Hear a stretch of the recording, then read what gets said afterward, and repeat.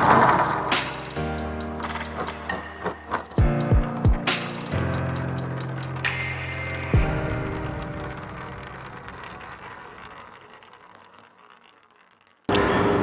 वालेकुम। Investigations and data journalism से मैं हूं शहबाज अकमल जंदरान और आप देख रहे हैं शहबाज अकमल जंदरान यूट्यूब चैनल।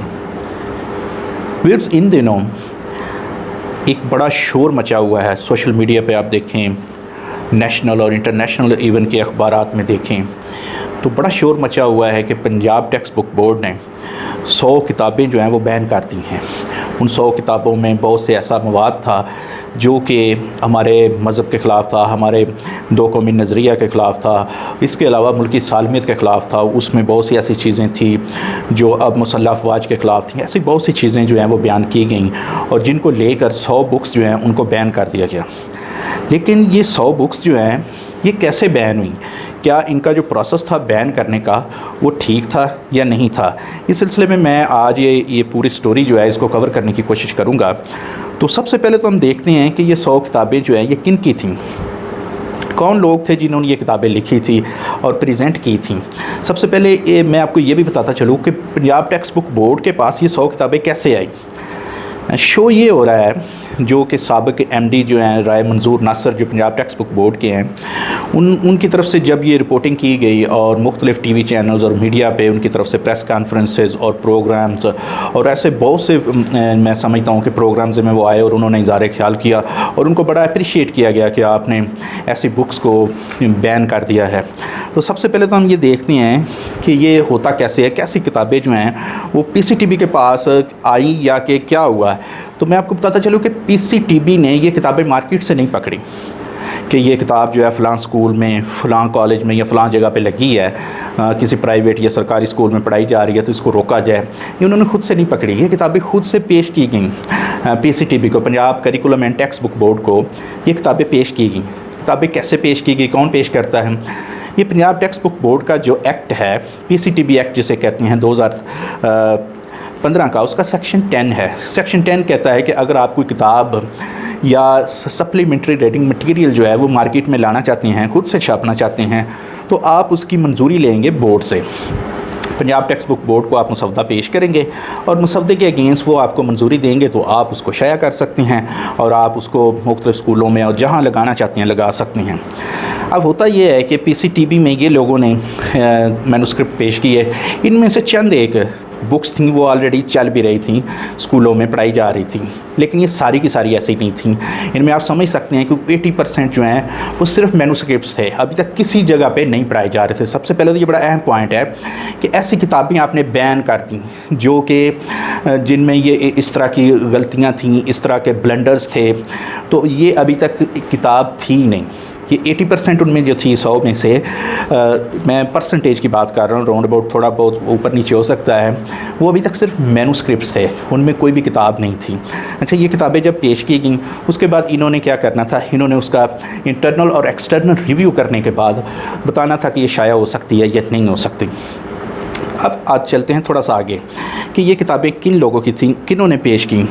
तो इस सिलसिले में मैं आपको बताता चलूँ कि ये टोटल 31 पब्लिशर थे, जिनमें ऑक्सफोर्ड यूनिवर्सिटी प्रेस की 13 बुक्स थी या मैन्युस्क्रिप्ट्स थे, और कैम्ब्रिज यूनिवर्सिटी प्रेस की 2, लिंक इंटरनेशनल पाकिस्तान कराची की 3 और पैरागॉन बुक्स की 6, अमीर हैदर एंड कंपनी की 7, सुपरस्टार पब्लिशर्स की 2, टाइम स्टार पब्लिशर्स की 2, रहबर बुक डिपो की 2 और हॉलमार्क पब्लिकेशंस की 4, चौधरी गुलाम रसूल एंड सन्स की 3, गौहर पब्लिशर्स की 4, अली ब्रादरान की 2, एएस पब्लिशर्स की 7, ए टॉप पब्लिशर्स की 3 और बुक वाइज पब्लिशर्स की 5, इस तरह चिल्ड्रन पैराडाइज इंटरनेशनल की 1, जवेद पब्लिशर की 3 और किड जोन पब्लिशर्स की 2, मकबूल बुक्स की 1, नवाज़ एंड बशीर सन्स की 1, पाक कैम्ब्रिज पब्लिशिंग की 4 और पायनियर बुक्स की 1, रहबर पब्लिशर्स की 3 और सादिक पब्लिकेशंस की 4, इस तरह शाहिद एजुकेशन पब्लिशर्स लाहौर की 1 और स्नोमैन पब्लिशर्स की 1, रीबुक पब्लिशर्स की 3 और लाइमलाइट पब्लिशर्स की 2, उमेर पब्लिशर्स की 4 उमैर पब्लिकेशंस की 2 और नीचे आ जाता है अरूज पब्लिकेशंस की 4 और आखिर में आता है ज़र्क पब्लिकेशंस कंपनी की 3। ये टोटल 31 पब्लिशर्स थे और इन 31 पब्लिशर्स जो हैं उनकी ये मजमूई तौर पर ये मैन्युस्क्रिप्ट या बुक्स थी जिनको इन्होंने क्या किया, बैन कर दिया है और शोर उठा के बैन हो गया। अब मैं आपको बताता चलूँ कि इनमें से कोई भी किताब बैन नहीं हुई और बैन हो भी नहीं सकती, क्योंकि अभी तक ये किताबें इनको पेश की गई थी कि आप ये मैन्युस्क्रिप्ट्स हैं हमारे या कि बुक्स हैं तो आप इनको बताएं कि ये पढ़ाई जाने के काबिल हैं कि नहीं, आपने हमें NOC देना है। जब ये किताबें पेश होती हैं उसके बाद क्या होता है, उसके बाद ये उनका होता है कि इंटरनल रिव्यू। इंटरनल रिव्यू किसके तहत होगा? इंटरनल रिव्यू होगा Punjab text curriculum and text book board का। मैं आपको बताता चलूँ कि एक स्कीम है जो कि नवंबर 2019 में मंजूर होती है, जिसको इन्होंने नाम दिया है scheme of development of books and supplementary reading materials. Scheme of development of books and supplementary reading materials. उसके तहत कोई भी किताब, जब कोई भी मसवदा मैन्युस्क्रिप्ट इनके पास आता है अप्रूवल के लिए, NOC के लिए, तो ये उसके लिए हर एक किताब के अगेंस्ट एक 4 रुकनी कमेटी बनाते हैं जिसको कन्वीन करता है। कन्वीनर उसका होता है सब्जेक्ट स्पेशलिस्ट मुतलका। अगर हिस्ट्री का है तो हिस्ट्री, अगर जियोग्राफी का है तो जियोग्राफी, अगर उर्दू साइंस जो भी है उसका जो सब्जेक्ट स्पेशलिस्ट वो कन्वीनर होगा। डिप्टी डायरेक्टर जो होगा एक उसका मेंबर होगा, एक आर्ट सेल का बंदा मेंबर होगा और एक और जो ना रिलेटेड पर्सन होगा। टोटल ये 4 रुकनी कमेटी होगी जो उसका इंटरनल रिव्यू करेंगे। इंटरनल रिव्यू में ये देखेंगे कि ये कहीं पे कोई मुल्क की सालमियत के ख़िलाफ़ इसमें कोई मवाद तो नहीं है, इसमें कोई मवाद ऐसा तो नहीं है जो हमारे 2 कौमी नज़रिया के ख़िलाफ़, अफवाज पाकिस्तान के ख़िलाफ़ कहीं पे बोला जा रहा हो, कहीं पे मज़हब के ख़िलाफ़ तो नहीं बोला जा रहा लिखा गया। अगर ऐसा कुछ भी है या उसमें वैसे ही कंपोजिंग की गलतियाँ हैं या उसमें वैसे ही ऐसी कुछ गलतियाँ हैं सब्जेक्ट के मतलब जो फैक्चुअल उसमें गलतियाँ हैं, तो उसको लेकर आप इस किताब को वापस भेज देंगे किसके पास? पब्लिशर के पास। किसके पास? जिसने इसको सबमिट करवाया है, वो पब्लिशर है, प्रिंटर है या आथर है। आथर भी यहाँ पे जमा करवा सकता है। उसको वापस जाएंगे कि आपने ये किताब जो भेजी है इसमें भाई साहब ये चीज़ें जो हैं ये ख़राब हैं, ये गलतियाँ हैं, इनको आप दुरुस्त कर लें। वो दुरुस्त करेगा, दोबारा इनको सबमिट करवाएगा। मैं आपको यहाँ पे बताता चलूँ कि ये जो 100 बुक्स हैं ये बैन नहीं है। ये गलतियाँ जो उन्होंने पॉइंट आउट की हैं, ये उन गलतियों को जब दूर करेंगे दोबारा सबमिट करवाएंगे। उसके बाद क्या होगा, ये दोबारा उसको एग्जामिन करेंगे, री एग्जामिन करेंगे, उसका इंटरनल रिव्यू दोबारा होगा उन गलतियों की हद तक। उसके बाद ये जब अपनी रिपोर्ट पेश करेंगे PCTB को, PCTB के जो डायरेक्टर मैन्युस्क्रिप्ट है वो एक एक्सटर्नल कमेटी बनाएगा जो 7 रुकनी कमेटी होती है। वो 7 रुकनी कमेटी जाके इस किताब को फिर से उसका रिव्यू करेंगे, एक्सटर्नल रिव्यू। ये बाहर से लोग होते हैं जिनमें कम से कम 2 बंदे PhD होंगे मुतलका सब्जेक्ट के, और इसी तरह दूसरा कोई कायद से होगा, कोई एक फ़ीमेल होगा मेंबर। ये टोटल 7 रुकनी कमेटी होगी जो कि उसकी इंस्पेक्शन करेगी और रिव्यू करने के बाद अपनी रिपोर्ट पेश करेगी और उसमें मार्क्स रखे जाएंगे 75 मार्क्स। और 75 से 100 में से 75 मार्क्स हर किताब ने लेने हैं, अदरवाइज़ वो रिजेक्ट हो जाएगी। अब यहाँ पे और वो जो किताब रिजेक्ट होगी वो असल में रिजेक्ट होगी, वो भी बैन नहीं होगी। बैन वो होती है जो किताब मार्केट में पढ़ाई जा रही है।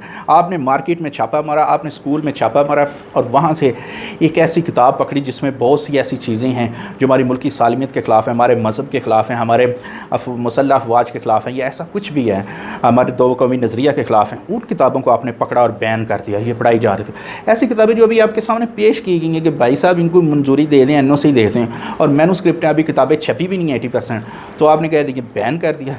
आपने सिर्फ एक समझ लेंगे सस्ती शोहरत के लिए ये सारा कुछ हुआ है और उसी वजह से शायद उनकी ट्रांसफ़र भी हो गए हैं राय मंजूर नासर साहब की।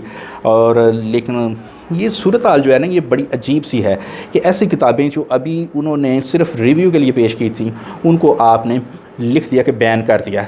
अब वो दोबारा अगर वही बुक्स अगर आपके पास आती हैं तो अब PCTB जो है उनको अगर अप्रूवल देता है तो बैन जो बुक है वो कैसे दोबारा उनकी अप्रूवल होगी। तो इसी सिलसिले में आपको ये बताता चलूँ कि जब ये सारा प्रोसेस मुकम्मल होना था उसके बाद ये बात आगे चलना थी, लेकिन इंटरनल रिव्यू के बाद इन किताबों को अब इन्होंने बैन कर दिया है। उस वजह से एक बहुत मैं समझता हूँ कि एक लीगल जो है वो प्रॉब्लम भी खड़ी हो गई है PCTB के लिए कि अब ये किताबें जिनको बैन करार दे दिया गया है अब इनको प्रोसेस में कैसे लाया जाए, क्योंकि ये किताबें कानूनी तौर पर और इनका जो इनकी पॉलिसी इन्होंने नोटिफाई की थी नवंबर 2019 में, उसके मुताबिक ये किताबें जो हैं वो आथर को या पब्लिशर प्रिंटर को वापस भेजी जानी थी और उसने इनकी करेक्शंस करके वापस पीसीटीबी में सबमिट कराना थी। और अभी तक इसका ऐसा कोई स्टेटस नहीं था कि ये किताबें रिजेक्ट हो गई हैं या एक्सेप्ट हो गई हैं। तो ये थी मेरी आज की स्टोरी। उम्मीद है आपको पसंद आई होगी। इस तरह की मज़ीद स्टोरीज़ के लिए आप मेरे चैनल को लाइक और सब्सक्राइब कर सकती हैं और बेल आइकन का बटन दबा दें ताकि आपको मेरी हर आने वाली नई वीडियो बर वक्त मिलती रहे। इजाज़त दीजिए, अल्लाह हाफ़िज़।